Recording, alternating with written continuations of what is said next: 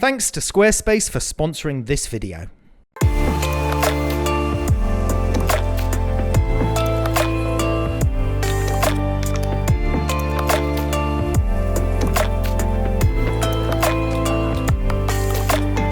So I'm going to do a really nice simple one for you guys today. I've just got my 50mm lens on a Canon 5D Mark III, and I'm here at my hometown of St. Peter Port, this lovely harbour scene with the seafront and all these layers and terraces of buildings going up there. And this time of year is great because it's early dark basically. It's now 4:30 p.m, sun has already set, and by 5 o'clock it's going to be twilight.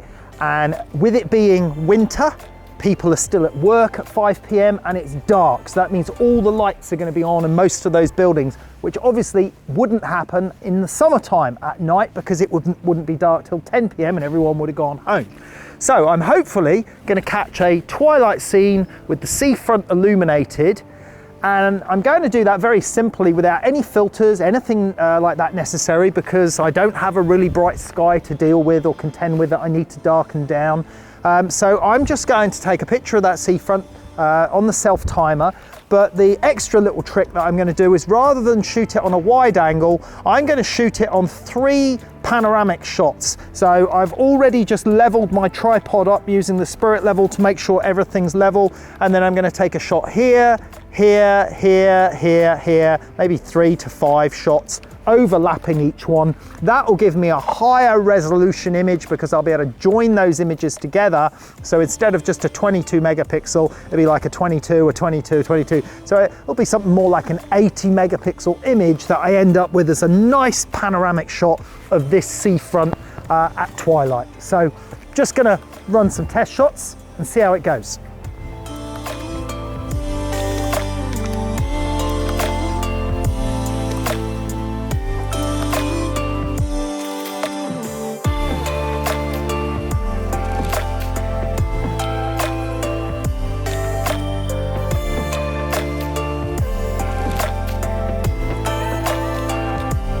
Okay, so we've got our series of panoramic shots. Well, they're not panoramic yet, they're individual shots. Remember, we shot them with about a 30% overlap, which is about right for creating a panorama.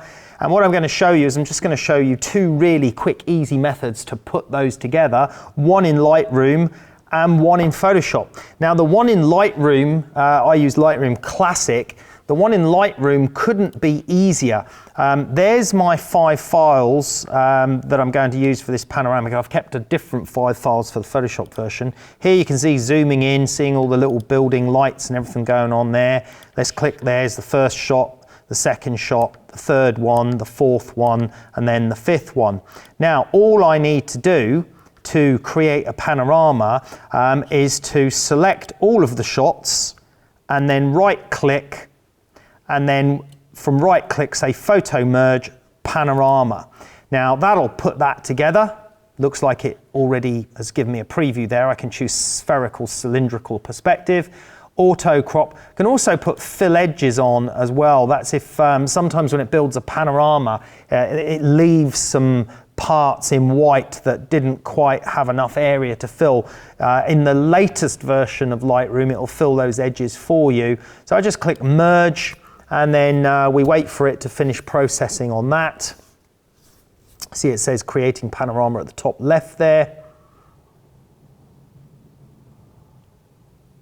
And there we go. Panorama is finished. Let me just click on it, and you can see there is the panorama with all that wonderful detail captured in there. I'm just going to export that file because there's a few extra things I want to do to it in Photoshop, and we'll also look at the other way of creating the panorama in Photoshop with the other files. So here is the panoramic that we just created in Lightroom. Let's zoom in, take a look at that. Look at all that beautiful detail. And you're basically increasing the megapixels of your camera when you're creating panoramas. And Lightroom and Photoshop both use the same engine, so you can both create these great panoramics. And you see how amazingly it does it. There's so much detail in there, and there's not one error that I can spot that's been created in that panorama. And we've got all that beautiful, lovely twilight lighting with all the house and the building lights on there over St. Peter Port Harbour. Now there's a couple of little issues with this shot. The first one is there's a few blobs of dust on my sensor, so I'm just going to use the clone stamp tool. Let's just sample from here. Let's just remove that blob of dust. Okay, let's move that out of the way. Let's just clone stamp that blob of dust out of there as well. And it repeats over here. And then if I look at the shot, we've got these 3 posts sticking up at the bottom there that I didn't want in the shot, but nothing I can do about it. I'm just going to use the crop tool to crop this into more of a panorama. I don't want all that stuff on the far right-hand side there. It's not really necessary. Probably going to crop that out. And I'm going to crop a little bit of the left-hand side out as well to about there to frame up the shot a little bit better. So that's more of the panorama that I was expecting. And then again, we can just use the clone stamp tool. Right. And then we can just clone that out of there really quickly. I could probably do a little bit of a better job on this if I was going to pay a little bit more attention to this. But let's just do this as it is at the moment, just to get rid of this nice and quickly. Got a bit of a repeat pattern there. We could have also used the patch tool, would have been a good one. So I'm just going to sample in there. Oh. I'm only doing this very roughly because we're in just want to show you more quickly what this is going to look like. Right, so there we have a lovely panorama, beautiful detail. Now we can enhance that detail a tiny bit more. I'm just going to go into filter, sharpen, unsharp mask, and I'm just going to have a look at 100% with half a pixel sharpen. So in the preview, there we go, you can see half a pixel sharpen. Put 1 pixel sharpen on and off, there you go, that's with it on. Looks like it could benefit from a 1 pixel sharpen, so I'll say okay. And there with a 1 pixel sharpen, you can see we've got that really large image now. Let's check the image size.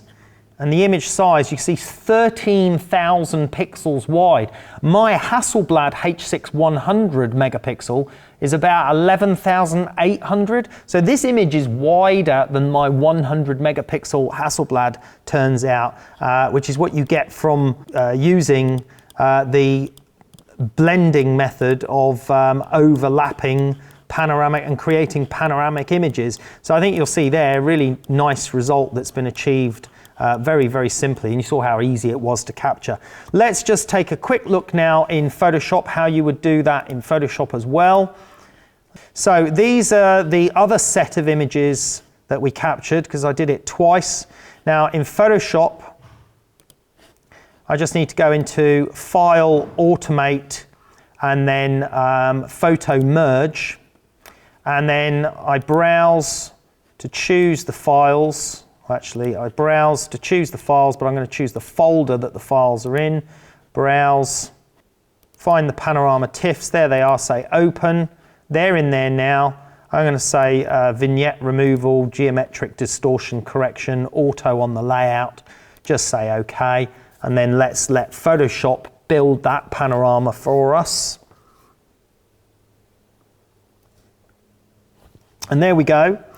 Photoshop has built the panorama. You can see those white edges that I was talking about that you get, which we'd have to crop into. Now in this shot, it's a little bit different because the rain started to come in and you can see all this mistiness that we've got where with the rain coming down. But I quite liked it, so I thought it'd be interesting to include this one as a comparison as well. Let me just crop out that excess stuff that we don't need there. Obviously in Lightroom, it filled that in for us, remember. I'm going to crop a little bit more off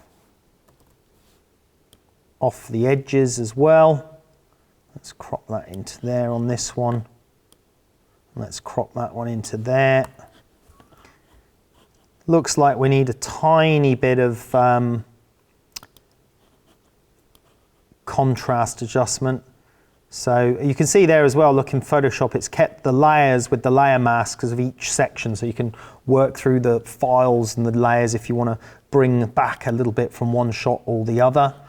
I'm just going to grab hold of the curves adjustment here and pull up the highlight ends, pull down the mid-tones a little bit just to add a little bit more punch and contrast in that. And so there's the one with the rain coming in. Let's get the other one that we just created in Lightroom. And there's the one that we created in Lightroom before the rain came in. Let's take a look at the two. So you can obviously see that turbidity and mist on the second one, but I quite like it. It's got a bit of atmosphere, but you can see how simple it was to create both of those. One created in Lightroom, one created in Photoshop, and the photography techniques couldn't really be any simpler. Hope you enjoyed that. I'm Karl Taylor. We'll see you next time. This video is brought to you by Squarespace. From websites and online stores to marketing tools and analytics, Squarespace is the all-in-one platform to build a beautiful online presence and run your business.